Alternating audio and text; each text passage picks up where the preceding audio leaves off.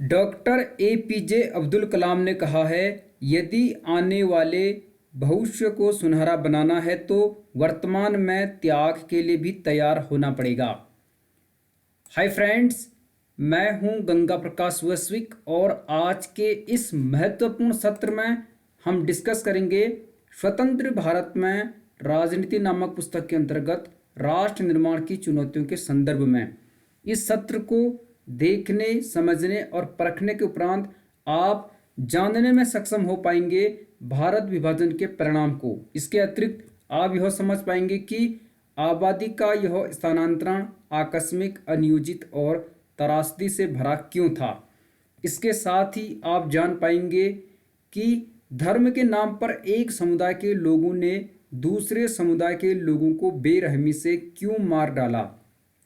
साथ ही आप जान पाएंगे 80 लाख लोगों को अपना घर बार छोड़कर सीमा पार क्यों जाना पड़ा, इसके इतिहास को। इसके अतिरिक्त आप यह जानने में भी सक्षम हो पाएंगे कि लाखों शरणार्थियों के लिए आज़ादी का वास्तविक मतलब क्या था। इसके अलावा आप मुस्लिम लीग की मुख्य मांग को समझने में भी सक्षम हो पाएंगे और अंत में हम जानने, परखने और समझने की कोशिश करेंगे महात्मा गांधी की शहादत की पृष्ठभूमि को।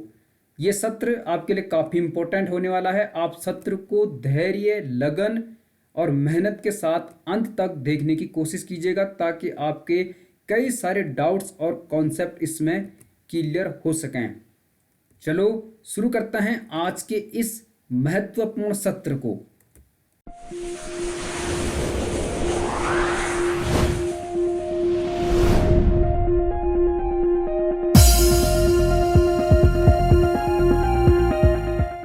जैसे कि आप यहाँ पर कुछ इंपॉर्टेंट की पॉइंट्स देख पा रहे हैं, आज के इस सत्र में हम इनके बारे में विस्तार पूर्वक चर्चा करेंगे। सबसे पहले जानते हैं भारत विभाजन के परिणाम।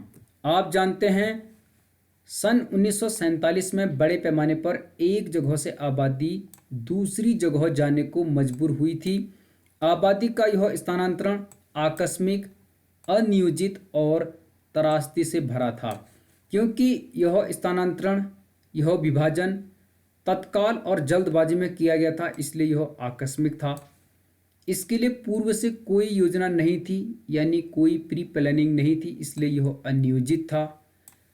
इसमें बड़ी संख्या में विभिन्न समुदायों के मध्य सांप्रदायिक दंगे हुए, खास तौर पर हिंदू और मुसलमानों के मध्य, जिसमें हजारों और लाखों की संख्या में लोगों ने अपनी जान गंवाई, इसलिए यह त्रासदी से भरा था। देखा जाए तो मानव इतिहास के अब तक ज्ञात सबसे बड़े स्थानांतरणों में से यह एक था। आप जानते हैं भारत विभाजन का आधार था धार्मिक बहुसंख्या, यानी धर्म को आधार बनाकर भारत का विभाजन किया गया था। जिन क्षेत्रों में मुस्लिम आबादी अधिक थी उन क्षेत्रों को पाकिस्तान घोषित किया गया, शेष हिस्सा कहलाया हिंदुस्तान या भारत। तो धर्म के नाम पर एक समुदाय के लोगों ने दूसरे समुदाय के लोगों को बेरहमी से मारा और इसमें खास तौर से अल्पसंख्यक समुदाय के लोगों को निशाना बनाया गया। लाहौर, अमृतसर और कलकत्ता जैसे शहर उस समय सांप्रदायिक दंगे के अखाड़े के रूप में तब्दील हो गए, यानी इन शहरों में उस समय भारी संख्या में सांप्रदायिक दंगे भड़के और जिसमें हजारों की संख्या में लोगों ने अपनी जानें गंवाई। जिन इलाकों में ज़्यादातर हिंदू अथवा सिख आबादी थी उन इलाकों में मुसलमानों ने जाना छोड़ दिया। ठीक इसी तरह मुस्लिम बहुल आबादी वाले इलाकों में हिंदू और सिख भी नहीं गुजरते थे, तो सांप्रदायिकता का माहौल बढ़ गया था। हिंदू अथवा सिख आबादी जहां अधिक निवास करती थी वहां मुसलमानों ने जाना छोड़ दिया। ठीक इसी प्रकार जहां मुस्लिम आबादी बहुल मात्रा में थी वहां पर हिंदू और सिख आबादी के लोग भी नहीं जाते थे, क्योंकि सांप्रदायिकता का एक डर था। लोग धर्म के नाम पर एक दूसरे को मार रहे थे। लोग अपना घर बार छोड़ने को उस समय मजबूर हो गए। वे सीमा के एक तरफ से दूसरी तरफ गए और इस क्रम में लोगों को बड़ी से बड़ी विपत्ति का सामना करना पड़ा। खास तौर पर जो अल्पसंख्यक समुदाय के लोग थे उनको अपनी जान गंवानी पड़ी और कई दिक्कतों का सामना उन्हें उस समय करना पड़ा। इसके अलावा दोनों ही तरफ के अल्पसंख्यक अपने घरों से भाग गए। आप जानते हैं भारत विभाजन में यह निर्धारण किया गया था कि कोई भारत में रह सकता है, कोई पाकिस्तान में जा सकता है, अर्थात कोई अपना स्वतंत्र देशी रियासत बनाकर भी रह सकता है। तो उस समय एक बना पूर्वी पाकिस्तान, एक बना पश्चिमी पाकिस्तान और बीच में रहा हिंदुस्तान। तो कई लोग पूर्वी पाकिस्तान से भारत आना चाहते थे, कई लोग पश्चिमी पाकिस्तान से भारत आना चाहते थे, कई लोग भारत से पश्चिमी पाकिस्तान जाना चाहते थे और कई लोग भारत से पूर्वी पाकिस्तान जाना चाहते थे। इसमें खास तौर पर अल्पसंख्यक लोग अपने घरों से भाग गए और अक्सर अस्थायी तौर पर उन्हें शरणार्थी शिविरों में पनाह लेनी पड़ी, यानी वे शरणार्थी बनकर रह गए, रिफ्यूजी बनकर रह गए और अस्थायी तौर पर कई महीनों तक वे इन शरणार्थी शिविरों में रहने के लिए मजबूर हो गए। कल तक जो लोगों का अपना वतन, अपनी सरहद हुआ करती थी, वहीं की पुलिस अथवा स्थानीय प्रशासन अब इन लोगों के साथ बर्बरता, निर्दयता का बर्ताव कर रहा था। यानी लोग अपने ही देश में, अपने ही वतन में, अपने ही सरहद में विदेशी होकर रह गए थे और वहीं की जो स्थानीय पुलिस थी, स्थानीय प्रशासन था, वह इन लोगों के साथ बर्बरता, निर्दयता यानी कुव्यवहार कर रहा था। इस प्रकार लोगों को अनेक दिक्कतों का सामना उस समय करना पड़ा। ये आप देख लीजिए। सीमा के दोनों ओर हजारों की संख्या में औरतों को अगवा कर लिया गया। यानी जो लोग बाउंड्री क्रॉस करके दूसरे देश में जा रहे थे, यानी कोई पूर्वी पाकिस्तान, कोई पश्चिमी पाकिस्तान जा रहा था, कोई पश्चिमी पाकिस्तान या पूर्वी पाकिस्तान से भारत आ रहा था, तो सीमा के दोनों ओर हजारों की संख्या में औरतों को एक प्रकार से गिरफ्तार कर लिया गया, अगवा कर लिया गया, उनसे जबरन शादी कर ली गई और अगवा करने वाले का धर्म भी उन्हें अपनाना पड़ा। यानी जबरन धर्म परिवर्तन भी उस समय करवाया गया।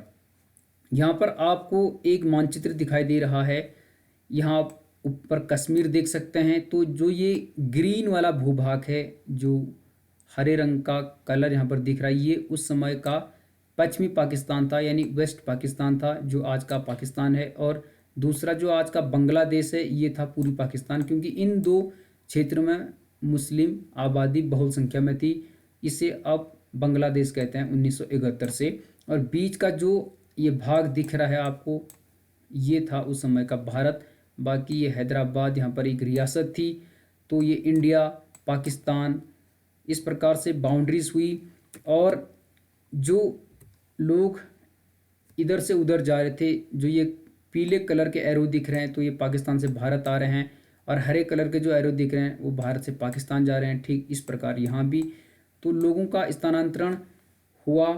सीमा के दोनों तरफ हजारों की संख्या में औरतों को अगवा कर लिया गया, उनसे बलात्कार किया गया, उनसे जबरन शादी की गई, उनका धर्म परिवर्तन करके दूसरा धर्म अपनाने के लिए उन्हें मजबूर किया गया। ये आप देख लीजिए।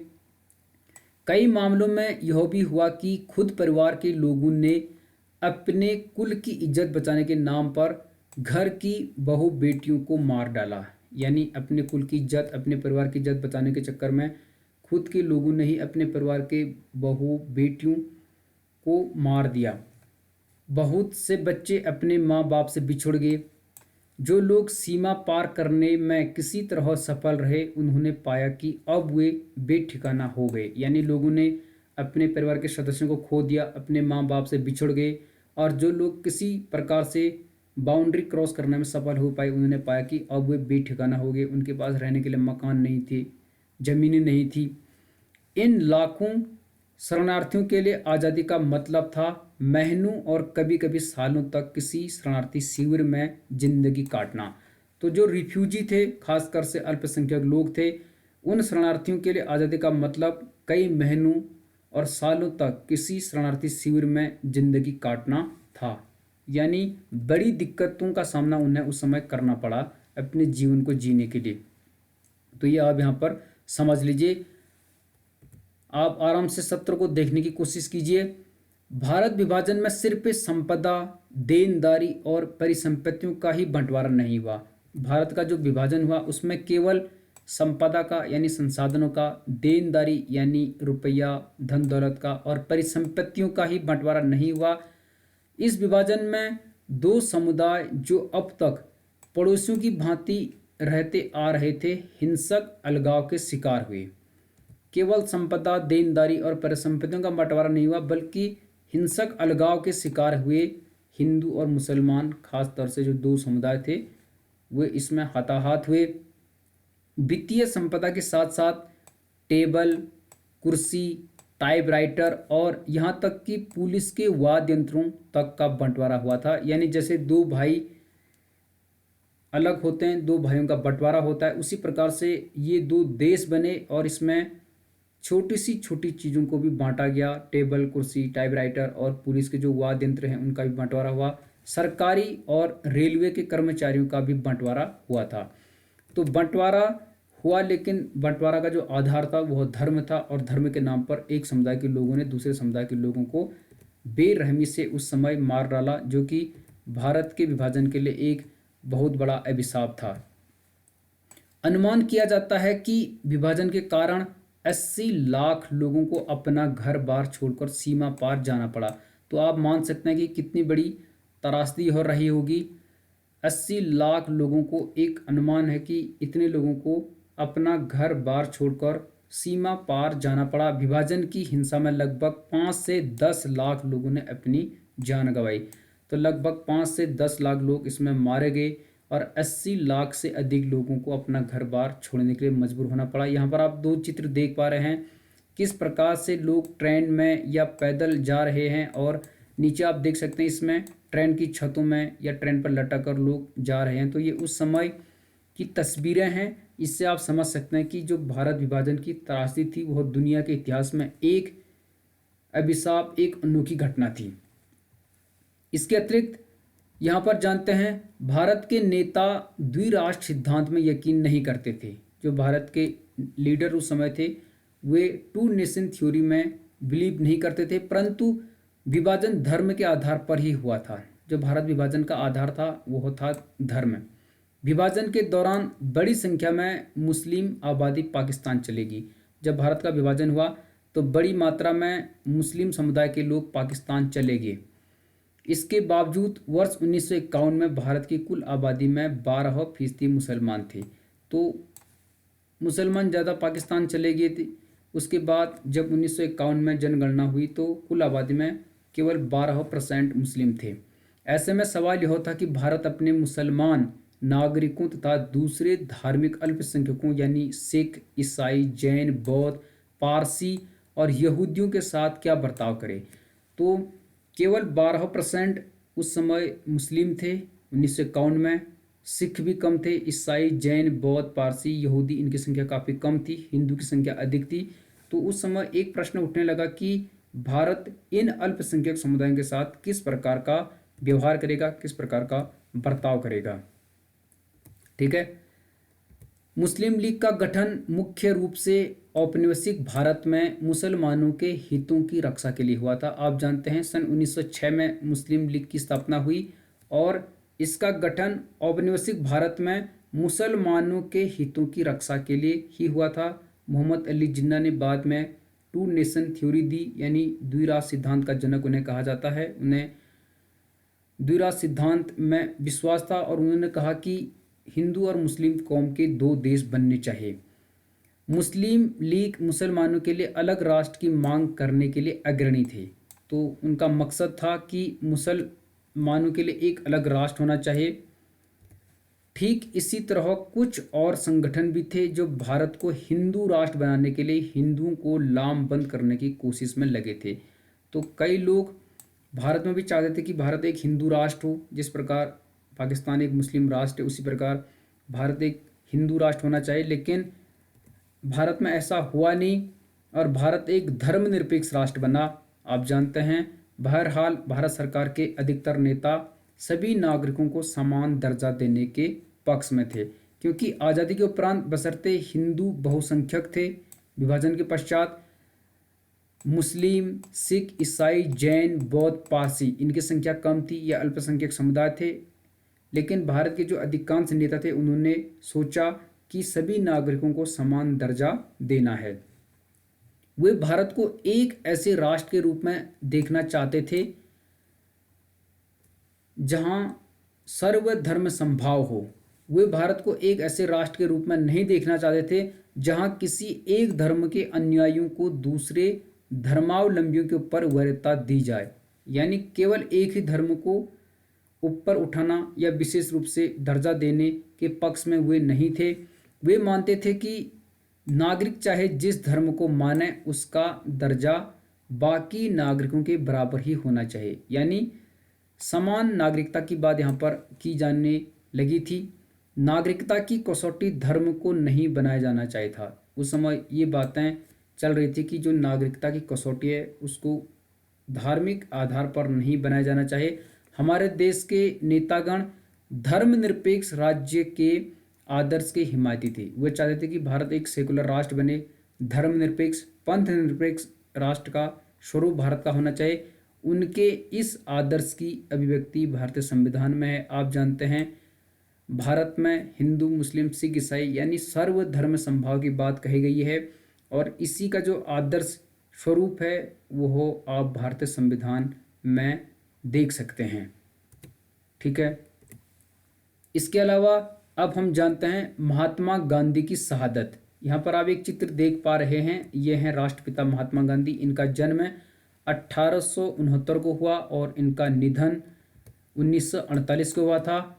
महात्मा गांधी की शहादत के बारे में आप ऑलरेडी जानते हैं। गांधी जी ने 15 अगस्त 1947 के दिन आज़ादी के किसी जश्न में भाग नहीं लिया। वे कलकत्ता के उन इलाकों में डेरा डाले हुए थे जहां हिंदुओं और मुसलमानों के बीच भयंकर दंगे हुए थे। तो आज़ादी के दिन यानी 14 अगस्त की मध्य रात्रि और 15 अगस्त 1947 के दिन गांधी जी ने किसी जश्न में भाग नहीं लिया। वे कलकत्ता के उन इलाकों में थे जहां पर हिंदुओं और मुसलमानों के मध्य सांप्रदायिक दंगे हो रहे थे और लोग अपनी जान गंवा रहे थे। सांप्रदायिक हिंसा से उनके मन पर गहरी चोट लगी थी। हिंदुओं और मुसलमानों के मध्य और विभिन्न अल्पसंख्यक समुदायों के मध्य जो सांप्रदायिक दंगे सांप्रदायिक हिंसा हुई उसी से उनके मन पर गहरी चोट लगी थी। कोलकाता में गांधी जी की मौजूदगी से हालात बड़ी हद तक सुधर चले थे। तो गांधी जी कलकत्ता में ही थे, इससे वहाँ पर थोड़ा हालात काबू में आ गए थे और आज़ादी का जश्न लोगों ने सांप्रदायिक सद्भाव के जज्बे के साथ मनाया। तो जब दो देश बनने की घोषणा हुई पाकिस्तान और भारत, तो लोगों ने आज़ादी का जश्न सांप्रदायिक सद्भाव के जज्बे के साथ उस समय मनाना शुरू किया। अगले महीने गांधी जी दिल्ली पहुंचे। दिल्ली में भी बड़े पैमाने पर हिंसा हुई थी। जब भारत विभाजन हुआ तो दिल्ली में भी बड़ी संख्या में त्रासदी हुई थी, हिंसा हुई थी। गांधी जी चाहते थे कि मुसलमानों को भारत में गरिमापूर्ण जीवन मिले और उन्हें बराबर का नागरिक माना जाए। तो गांधी जी का मकसद था, उनका उद्देश्य था कि जो मुसलमान भारत में रह गए हैं उन मुसलमानों को भारत में गरिमापूर्ण जीवन जीने का मौका मिले, उन्हें बराबरी का नागरिक माना जाए, यानी उन्हें समान अधिकार यहाँ पर दिए जाएं। भारत और पाकिस्तान के आपसी संबंधों को लेकर भी उनके मन में गहरी चिंताएं थी। तो भारत पाकिस्तान के जो आपसी संबंध थे उनको लेकर भी गांधी जी के मन में कई प्रकार की चिंताएं विद्यमान थी। उन्हें लग रहा था कि भारत की सरकार पाकिस्तान के प्रति अपनी वित्तीय वचनबद्धताओं को पूरा नहीं कर रही है। तो गांधी जी ने उस समय यह माना कि जो भारत सरकार ने पाकिस्तान को वित्तीय वचनबद्धताओं के तौर पर जो धन दौलत देनी है उसे भारत सरकार पूरी नहीं कर रही है। परिणाम स्वरूप उन्होंने सन 1948 में जनवरी में एक बार फिर उपवास रखना शुरू कर दिया। यह उनका अंतिम उपवास था। तो गांधी जी ने आजीवन आमरण अनशन कई बार किया और 1948 में आखिरी बार जनवरी महीने में उन्होंने दोबारा से उपवास रखा। इसका कारण था भारत की सरकार पाकिस्तान के प्रति जो अपनी वित्तीय वचनबद्धताओं को पूरी नहीं कर रही थी उसके खिलाफ। कोलकाता की ही तरह दिल्ली में भी उनके उपवास का जादुई असर हुआ, क्योंकि जब जब कहीं पर दंगे होते थे, हिंसा भड़कती थी, अहिंसा को बढ़ावा देने के लिए गांधी जी उपवास रखते थे, आमरण अनशन रखते थे। सांप्रदायिक तनाव व हिंसा में कमी हो गई उनके उपवास रखने के कारण। भारत की सरकार पाकिस्तान को उसका देय चुकाने पर राजी हो गया। जब गांधी जी ने 1948 के जनवरी महीने में आमरण अनशन किया तो भारत की सरकार पाकिस्तान को उसका देय चुकाने पर राजी हो गई। गांधी जी के कामों से हर कोई खुश हो ऐसी कोई बात नहीं थी। कुछ लोग गांधी जी के कामों से उस समय खुश हुआ करते थे, कुछ लोग नाराज भी हुआ करते थे।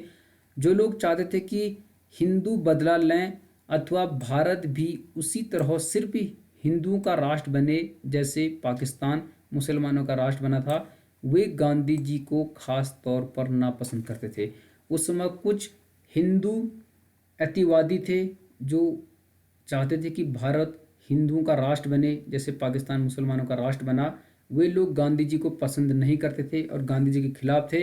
इन लोगों ने आरोप लगाया कि गांधी जी मुसलमानों और पाकिस्तान के हित में काम कर रहे हैं।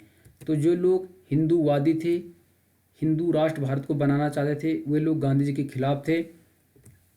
इसके पश्चात गांधी जी को इस बात का विश्वास था कि भारत को सिर्फ हिंदुओं का देश बनाने की कोशिश की गई तो भारत बर्बाद हो जाएगा। गांधी जी मानते थे कि भारत एक सेकुलर राष्ट्र होना चाहिए, भारत एक धर्मनिरपेक्ष राष्ट्र होना चाहिए। अब भारत में सभी धर्मों को समान माना जाना चाहिए। गांधी जी को इस बात का विश्वास था कि यदि भारत को सिर्फ हिंदू का राष्ट्र, हिंदुओं का देश बनाने की कोशिश की गई तो भारत बर्बाद हो जाएगा। हिंदू मुस्लिम एकता के अडिग प्रयासों से अतिवादी हिंदू इतने नाराज थे कि उन्होंने कई बार गांधी जी को जान से मारने की कोशिश की। तो हिंदू और मुसलमानों की एकता के प्रति गांधी जी की जो अडिग प्रयास थे उससे अतिवादी हिंदू इतने परेशान थे, इतने नाराज थे कि उन्होंने गांधी जी को कई बार मारने की कोशिश की।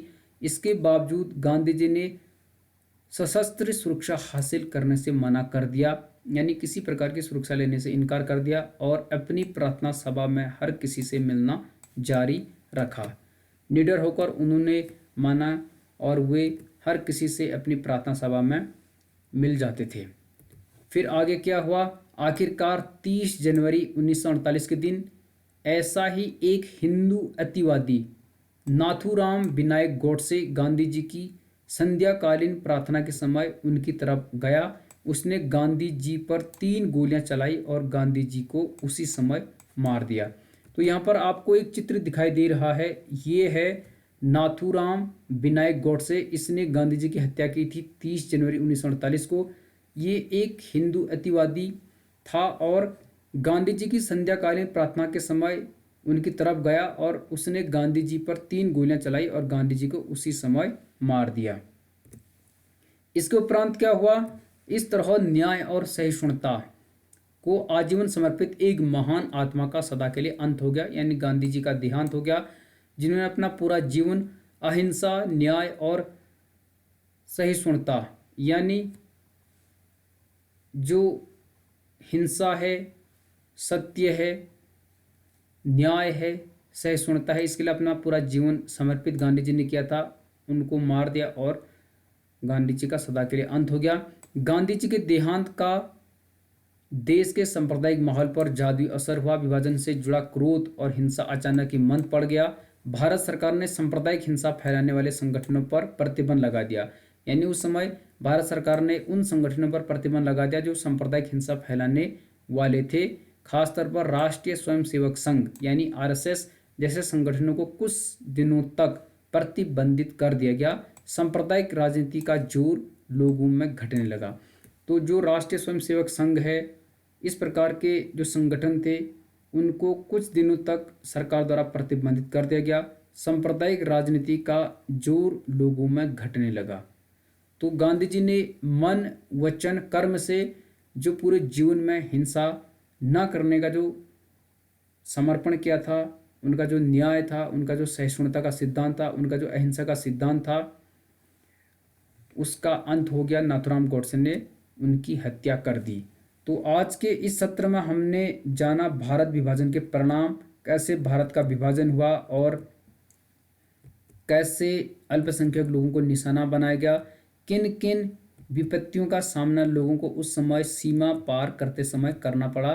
तो मुझे लगता है ये सत्र आपके लिए काफ़ी इम्पोर्टेंट रहा होगा। इसमें आपके कई सारे डाउट्स क्लियर हुए होंगे और आपको भारत विभाजन की जो त्रासदी थी, भारत विभाजन के जो परिणाम थे, उन्हें समझने में काफ़ी हेल्प इस सत्र में मिली होगी। यदि ये सत्र आपको अच्छा लगा तो आप वीडियो को लाइक कीजिए, चैनल को सब्सक्राइब कर लीजिएगा ताकि आने वाली इस प्रकार के वीडियो का नोटिफिकेशन सबसे पहले आपको मिल सके।